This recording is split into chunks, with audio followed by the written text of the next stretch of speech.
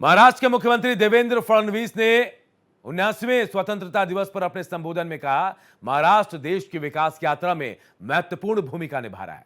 उन्होंने स्वतंत्रता सेनानियों, शहीदों और जवानों को नमन करते हुए कहा कि राज्य अपने लक्ष्यों को प्राप्त करने के लिए ठोस कदम उठा रहा है।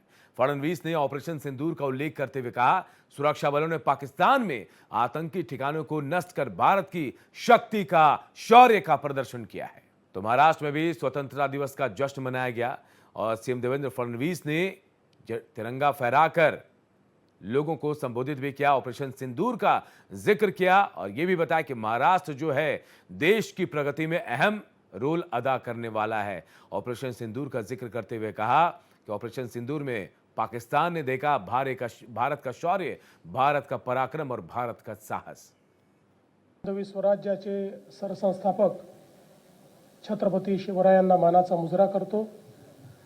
भारतीय राज्यघटनेचे शिल्पकार भारतरत्न डॉक्टर बाबासाहेब आंबेडकर यांना मानवंदना अर्पित करतो।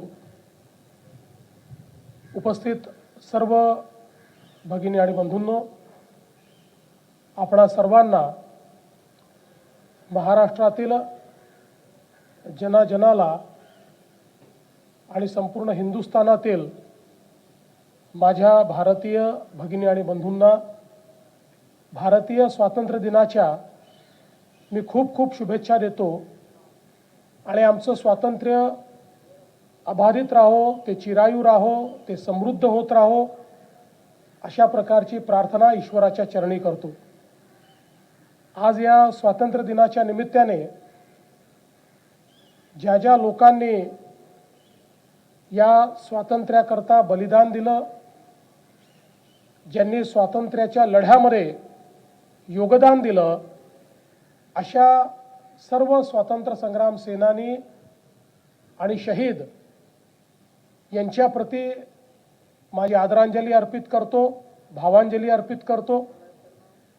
त्याचप्रमाणे आमच्या देशाच्या रक्षणाकरता लढणारे आमचे सैनिक यांच्याही प्रती मी या ठिकाणी अतिशय मनपूर्वक अशा प्रकारची आदरांजली अर्पित करतो।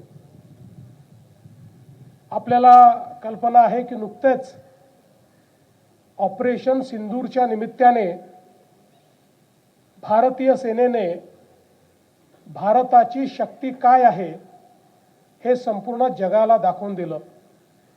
ज्या प्रकारे